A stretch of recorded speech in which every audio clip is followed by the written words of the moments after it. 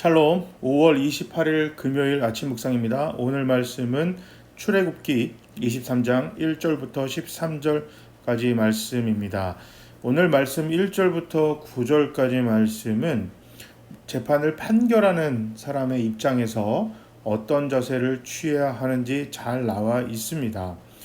거짓된 풍설을 퍼뜨리지 말고 거짓 위증하지 말 것을 재판에서 주의해야 할 사항으로 이야기하고 있습니다. 잘못된 증언이라든지 잘못된 풍조를 쫓아가는 것에 대해서 하나님 경고하고 계십니다.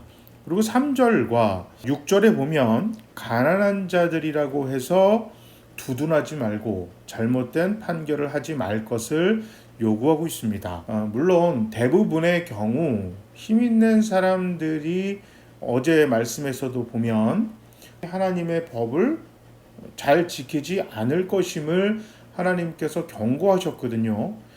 그러나 때로는 반대의 경우 가난하고 힘이 없다고 해서 바른 판결을 내리지 못한다면 기준이 흔들려 버리기 때문에 오히려 장기적으로 볼 때는 결국 그것이 혼란을 가중하게 될 것이고 질서를 파괴하게 될 것입니다. 그래서 하나님께서는 법은 바르게 서 있고 그 법을 지키는 사람과 사회의 구조는 모두 함께 어우러져서 잘 살 수 있기를 요구하고 계시고 그런 법을 계속해서 말씀하시는데 4절 이후로 보면 법은 바로 섰고 이 법을 지키는 사람들의 자세에 대해서 나오는데 원수, 그 너무너무 싫어하는 사람이죠. 그 원수의 소나 나귀가 길을 잃어서 헤매이거든 그 원수에게 돌려주고 미워하는 자의 나귀가 짐을 싣고 가다가 넘어져 있거든 그냥 가지 말고 짐을 싣는 걸 도와주거나 나귀가 제대로 갈 수 있게끔 도와줄 것을 말씀하고 계십니다. 법은 바로 서 있고 법을 지키는 사람들은 그 법을 근거로 이 땅에서 함께 다른 사람들과 서로 도와주고 배려하며 살 것을 하나님께서 요구하고 계시죠.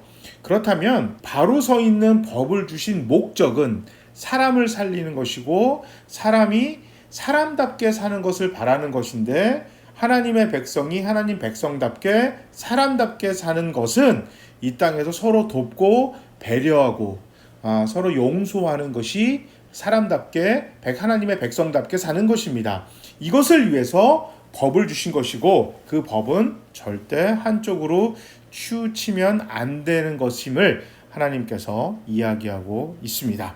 뇌물을 받지 말 것을 이야기하시죠. 뇌물을 받으면 당연히 눈을 어둡게 하고 의로운 자의 말을 굽게 한다. 올바른 판결을 내릴 수 없음을 이야기하고 있습니다. 그리고 9절에 다시 한번 이방 나그네를 후하게 여겨라, 잘 대해줄 것을 이야기하고 있고요. 10절부터 13절까지는 안식일을 지키는 것에 대해서 이야기를 합니다. 안식년은 6년간 땅을 파종하여서 수확했다면 7년째가 되는 그 해는 그 땅에 식물을 심거나 소산물을 내기 위해서 그 땅을 사용하지 말고 1년은 쉬게 할 것을 말씀하십니다. 이거는 11절에 보면 땅을 쉬게 하는 것도 있지만 가난한 백성들이 먹을 수 있게끔 그 땅은 그냥 놔둬라. 6년째 하고 또 자연스럽게 자라나는 것들은 너희가 가져가지 말고 가난한 사람들을 위해서 냅두고 들짐승들의 먹이가 되게 할 것이다. 포도원과 감람원도 그렇게 하라.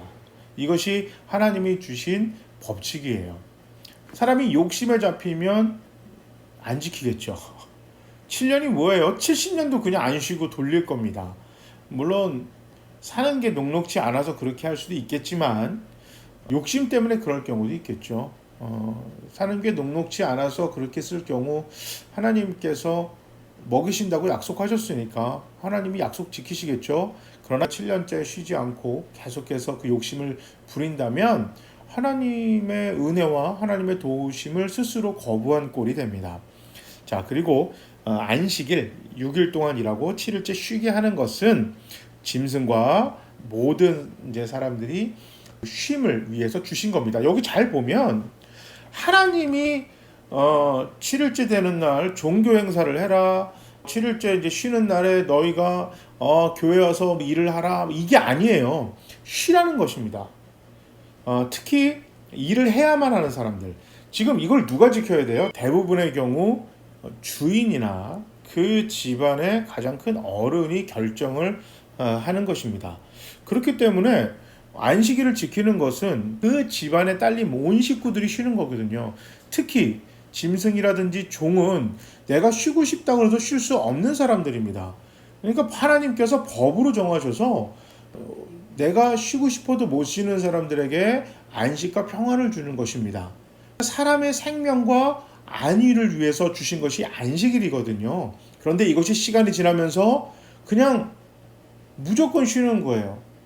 그래서 지나가다가 사람이 물에 빠져 죽어도 그 사람을 건져내는 거는 쉬는 것이 아니기 때문에 안식일을 어기는 꼴이 될 수도 있는 것입니다. 그래서 하나님께서 안식일을 주신 목적은 사람에게 평안을 주고 쉼을 줘서 그 사람들이 건강하고 생명이 튼튼하게 그들의 삶이 건강해질 수 있도록 하나님께서 안식일을 주신 것입니다. 그러니까 종교 행위를 위해서 주신 것이 아니라 우리의 평안을 위해서 우리가 회복하기 위해서 주신 것이 안식일이다. 이거 잊으시면 안 돼요. 그래서 예전에는 그 주일날 새벽부터 저녁까지 쉬지를 못해요. 월요병이 교인들이 있었어요. 전 진짜 직장 다니시는 분들한테 들었거든요. 직장을 다니는 청년이랑 집에 가는 길에 그 청년이 그러셨어요. 아유 목사님 수고하셨습니다. 그래서 아유 뭐 누구 형제가 더 수고했죠. 그러니까 근데 목사님은 좋으시겠어요. 목회자들은 월요일이 쉬는 날이잖아요. 내일 쉬시니까요. 저는 이제 학교를 다녔으니까 아주 학교 가잖아요. 그러니까 아이 그러네. 목사님은 또 학교 가시는구나. 그렇게 얘기를 한 적이 있었는데 그 형제가 그 다음 말이 참 제가 생각을 많이 하게 했어요. 그래도 목사님들은 대부분 월요일날 쉬시잖아요. 그쵸? 주일날 일을 많이 하니까요. 그런데 저희도 일을 하는데 저희는 출근을 하네요. 그러고 막 웃어요. 곰곰이 생각해 보니까 예배는 혼자 목회자들만 드리는 게 아니잖아요. 성도님들 교회 와서 예배 드리죠. 성경 공부하죠. 교회에서 뭐 행사 있으면 뭘 하죠. 거기다 저녁 예배까지 있으면 거의 뭐 종일 교회에 있을 수도 있거든요. 그리고 월요일날 만약에 내가 학생이 아니었다면 월요일날 난 쉬겠지. 그런데 이분들은 출근을 하네. 그런 생각이 잠깐 들었어요. 그래서 이게 월요병이 더 심해지겠구나 이런 생각을 했던 기억이 납니다. 그렇다고 그 안식일은 예배도 드리지 말고 아무것도 하지 마라. 이건 또 말이 안 돼요.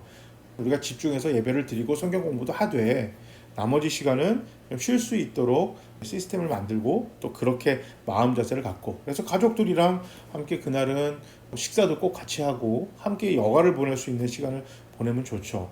토요일 날 친구들 만난다고 내일 일요일이니까 실컷 놀면 일요일 날은 오히려 그 여독에 잠겨서 예배도 제대로 못 드리고 가족들과도 시간 못 보내다가 피로가 더 쌓여서 월요일 날 힘들면 안 되잖아요. 제대로 된 안식일을 지키기 위해선 주일은 예배를 드리고 평일날 이제 아무래도 예배나 다른 걸 하기가 힘드니까 우리 신앙의 성장을 위한 것들을 하고 그리고 나머지 시간은 쉬고 가족들이랑 함께 보내는 시간을 가지시면 좋겠습니다.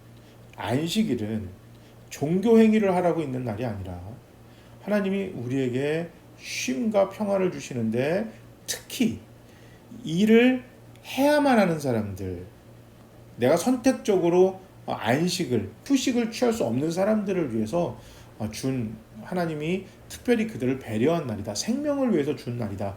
이것을 잊지 않으셨으면 좋겠고요. 그래서 예수님이 안식일은 주인이 누구냐? 하나님이다. 그 하나님이 안식일을 왜 줬을까? 그거는 사람의 생명을 살리라고 준 것이 아니냐. 하나님께서 그렇게 말씀하셨거든요.